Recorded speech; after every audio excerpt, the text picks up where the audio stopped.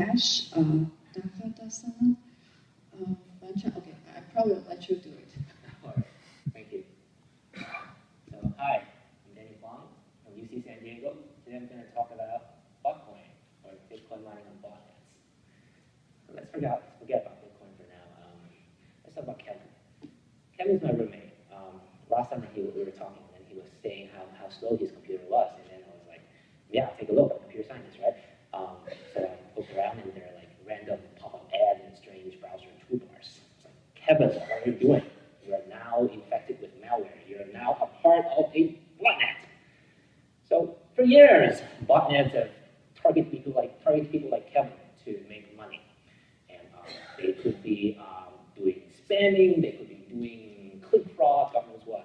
And this community has done extensive research on this problem, and they have found that botnets have earned millions of dollars in this way. So in Kevin's case, what was the botnet doing on his computer? So I was poking around in the process manager, and then I saw this strange process using 100% CPU. Was it looking for aliens? Nope. It was generating bitcoins, or rather, mining bitcoins. So Bitcoin is a virtual currency. That's one important property. Anybody can generate or mine bitcoins as long as they can solve some computational puzzles. Essentially, all this time, the botnet was using Kevin's computer to solve computational puzzles, and then the botnet gets paid in bitcoins. The botnet could either keep the bitcoins or exchange them for US dollars. Either way, the botnet was making money. So spamming makes money. Mining bitcoins makes money. What's the difference? Well, spamming and click fraud takes advantage of Kevin's unique IP address. The spammer, the botnet was using the network adapter to send spam and click fraud, but all this while, Kevin's CPU is sitting there idle. Bitcoin mining leverages this untapped computational resource. By stealing Kevin's CPU cycles, the botnet was literally printing money using Kevin's CPU. As a result, Kevin suffers from a hot computer, slow computer, and gets to pay a higher energy bill. But Kevin is not alone. There are hundreds of thousands of people like Kevin whose computers are infected with mining malware. We need to understand the scale of this operation. In particular, who are the botnets? How do they do it? And are they making money? Also, we understand the implications of this problem. You know, botnets are doing spamming and click fraud for all these years, but now we have Bitcoin mining. Is it the next big thing? Will it replace spamming and click fraud? So to answer these questions, we need to first start by analyzing all the botnets we can find. In this paper, we found 10 botnets that mine bitcoins. We also need to understand their mode of operation, and we found that there are botnets that run affiliates programs, there are botnets like zero access, they use spamming and click fraud in addition to Bitcoin mining. Also, we need to understand their revenue, their business model, how much they're making. We found that these 10 bad guys have made more than 4,000 bitcoins over 2 years. If they sold their bitcoins today, they would have earned $2 million US. And finally, we look at the implications of this problem. This is the first known instance of computational theft. Bitcoin mining, it turns out, opens a new door for botnets to make money off their victims' CPUs. So before we talk about how the botnets make money of Bitcoin, let's talk about how an honest person like me or you would make money off Bitcoins. Bitcoin mining 101. So Bitcoin is a virtual currency. It is used and maintained on a peer-to-peer network. Anybody can generate or mine Bitcoins as long as they can find some special type of hash collision. What they would do is they would run the SHA-256 function on some integer nums. If they do not find a special type of hash collision, then they would pick the different integer nums and do this again and again and again until they find some special type of hash collision. At this point, the Bitcoin network will create 25 Bitcoins out of thin air, and you would get these 25 Bitcoins. And at today's exchange rate, it's about $1,200. And typically, you would run some mining application mining client to automate this process. What this application does is that it leverages your CPU or graphics card or even specialized ASICs hardware to parallelize the hashing process. Unfortunately, finding a hash collision is extremely difficult. These days, there are more people mining Bitcoins, and they have much faster hardware. As a result, the Bitcoin network has automatically increased the mining difficulty for everybody. And if you're using your high-end graphics card today, you would have to wait for more than a century to get 25 Bitcoins of reward. It's slow. So you kind of want to get your reward faster. To do that, you would join a mining pool. A mining pool is a web service that leverages the collective mining power of its participants. Basically, each member would find the special type of hash collision on a subspace of integer. And effectively, the pool is parallelizing the hashes across its participants. A large pool like BBC Guild can find a hash collision like this every hour or so. And when this happens, the mining pool would get 25 Bitcoins in reward. The mining pool divides the reward across everybody, so you can receive some small fraction of Bitcoins every few hours instead of waiting for a century.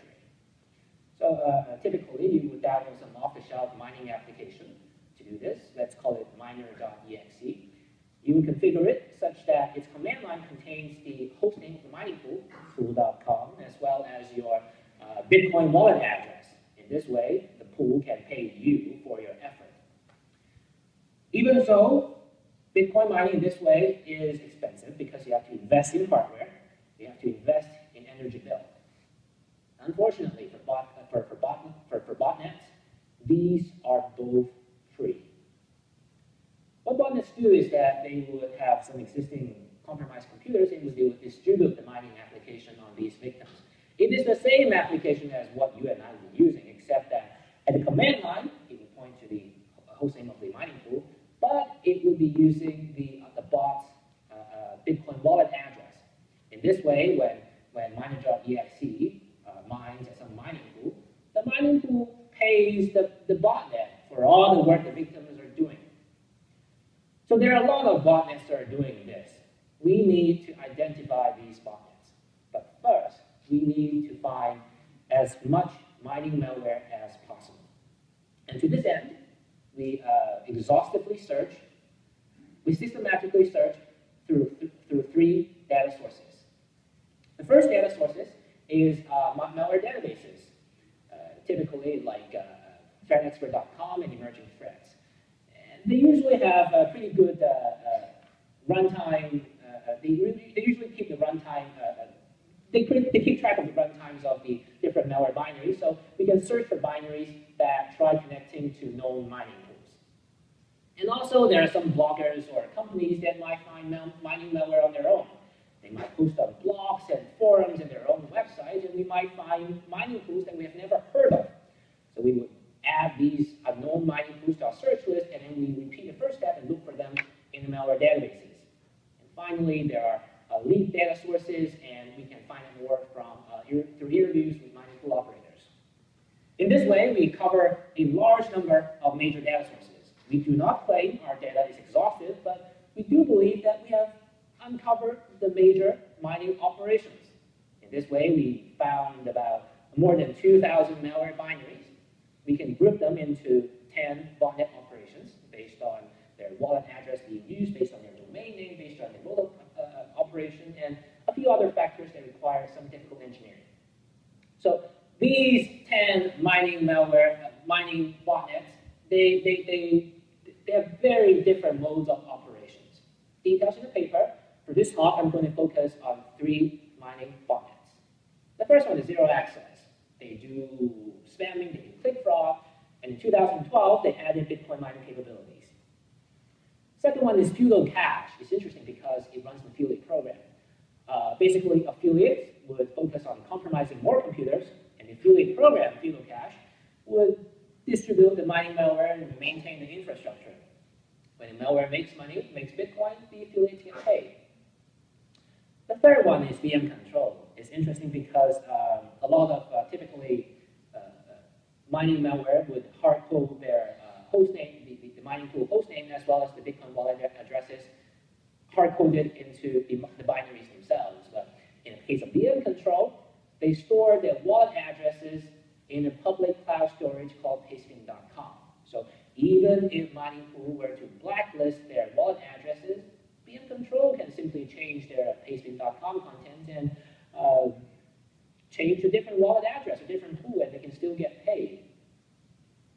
So to recap, I talked about how we identify 10 botnets from 2,000 binaries. And these 10 mining botnets operate in different ways. Some runs affiliate program, some are like zero access. They also do spamming and click fraud. So next question is, what's their business model? How much are they running? How much money are they earning? Our paper has analysis on the 10 botnets, but for this particular talk, I'm going to focus on 3 botnets. I'm going to talk about how we analyze the revenue. So we first start with getting their wallet addresses. Usually it's straightforward because all these wallet addresses are directly embedded within the malware binaries themselves, but there are interesting challenges. Like, say, BM Control, they store their wallet addresses in a cloud storage system called pastebin.com, and they're encrypted. Some botnets like Delo.Asia, they set up proxies to hide their operations. Lots of challenges. We solve these challenges, and we get these the botnet's wallet addresses. And because Bitcoin, everything is public on Bitcoin network, we can look up these wallet addresses in public ledger, known as the blockchain. This gives us all transactions to and from these botnets. We're really interested in transactions in which botnets received payments from mining pools.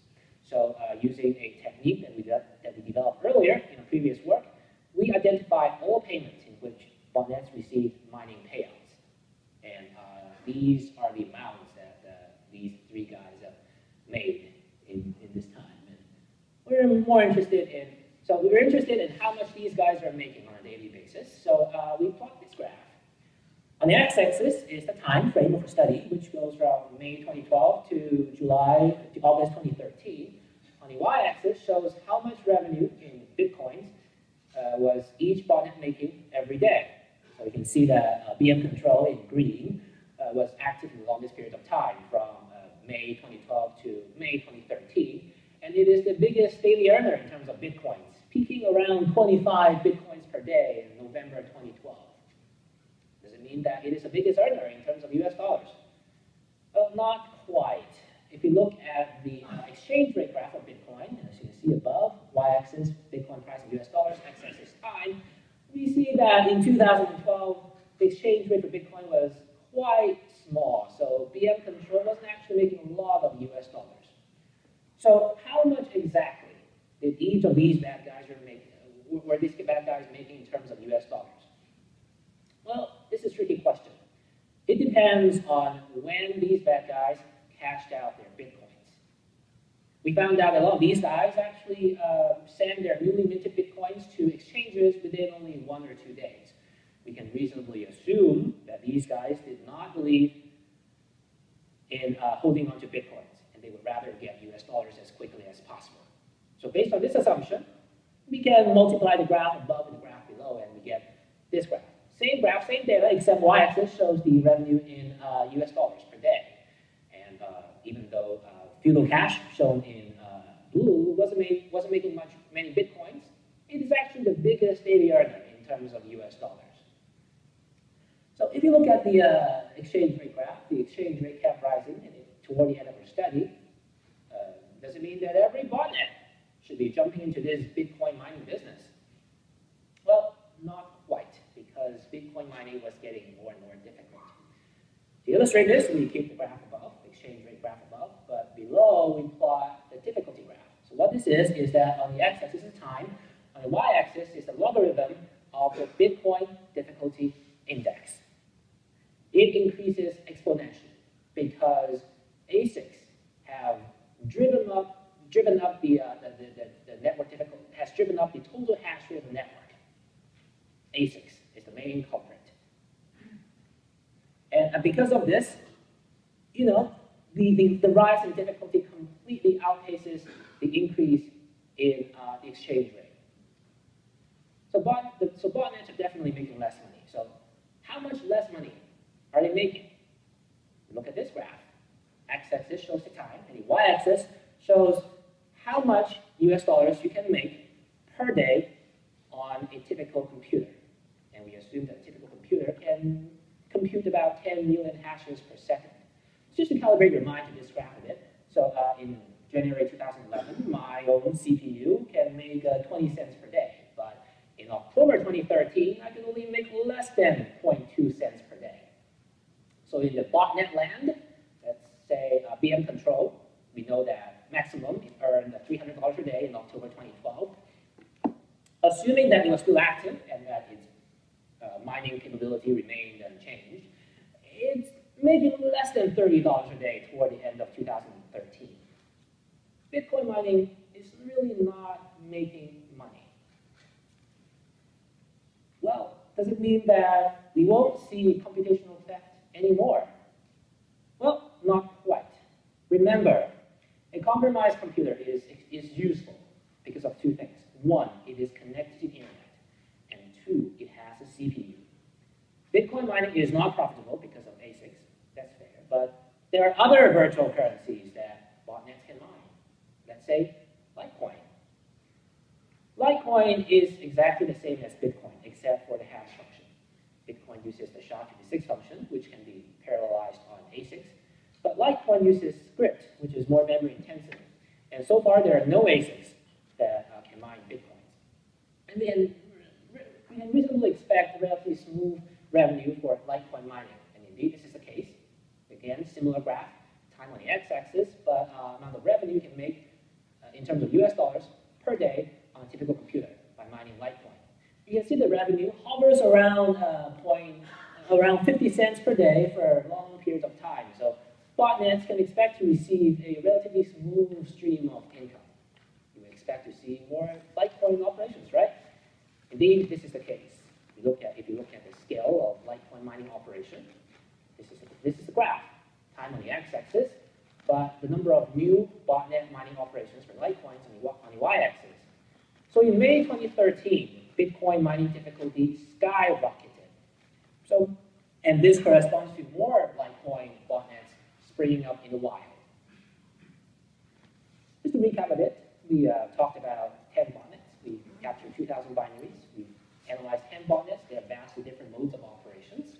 And these guys have earned, in total, the 10 botnets have earned 4,000 Bitcoins over 2 years.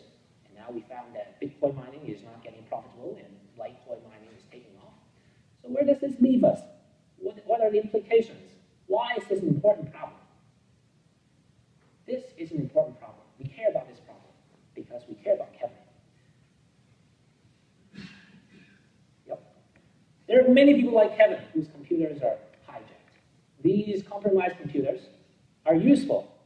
It's like how pigs are useful, you know. A chef can cut up a pig in different ways, and they can grill the pork loin, they can make a bacon from pork belly. In a similar way, botnets can carve up compromised computer resources in a similar way.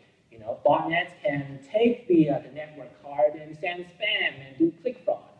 Botnets can take the CPU and mine Bitcoin. And now Bitcoin is not getting profitable. Doesn't matter. Botnets are already doing spam and click fraud to cover the cost of operation. Want extra revenue? Good. You can mine Litecoin. Now Litecoin is getting less and less profitable because of difficulties rising high and high. So there are talks in internet forums of how botnets are mining other virtual currencies, some coin. So Bitcoin mining is just a beginning. It opens a new door for botnets to start printing money off people's idle CPU cycles. So maybe the next time Kevin asks me to fix his computer, I will still see pop-up ads and strange browser toolbars. And chances are I'm still going to see processes that run 100% CPU mining this coin or that coin. The story is going to continue. Thank you.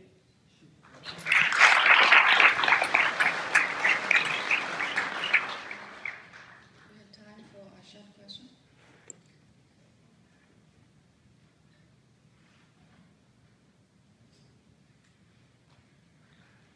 Have you seen any botnet computers joining public mining pools and cheating, pretending to mine regions of the integer space but not really doing so? Pretend mining what? Regions of what? Regions of the integer space, just saying, oh yeah, I hashed that, it didn't come up with zeros, but please give me my share of the payout? No, I guess this wouldn't work because it's just not proper protocol. They can't cheat like that. So how do the public mining pools check? How do public mining How do they check? How do they keep the Botcoin, the botnets honest? How do public mining pools keep everybody honest? Yeah. Basically, what everybody does is that everybody solves some subspace of looks for a hash collision in a certain subspace, and they will submit some proof of work to the mining pool once in a while. And the mining pool would keep track of these proofs of work, and then the mining pool would pay these guys. If these guys are not being honest, there's no way they can find a correct proof of work, and there's no way they can get paid. Okay, so there's one more. Two questions for you. One, do you think it will be the case that whatever coin they move to, once the botnet gets into it, it becomes so difficult that it's not profitable? So you're saying, your question is, would it be possible if once the bots get into Bitcoin mining, it's not profitable? Yeah, whatever coin they get into mining, it destroys the whole thing. There's anecdotal evidence of botnets trying this new scheme of mining, which is based on arbitrage. There are right now, if you look online, there are like 80 coins online, and each of them have different values depending on what time you check. So at a certain point, there must be one coin that is profitable, and this is called merge mining. So a botnet can do merge mining and mine whatever coin that is currently now profitable, and when it is not, because it is mining too much, they can switch to a different one through arbitrage, price difference. And indeed, there is anecdotal evidence of this, and this would be good future work to study on a systematic basis. May I ask another question? Absolutely. Second question that's related to the first question the other guy asked. Well, you cannot say you have done the work without doing it. But what makes you honest in not double-crossing them when you find the winning hash? So when you find a winning hash, you do not... You can claim it as an individual, right? Nope. So the Bitcoin protocol is such that, or rather the pool mining protocol is such that when a miner finds a winning hash, the miner does not have the complete information to construct a Bitcoin block for which he can get the reward. So it is the mining pool that has the complete information. So even though these miner minions got their results, there's no way they have the information. They can't construct a block. They can't cheat.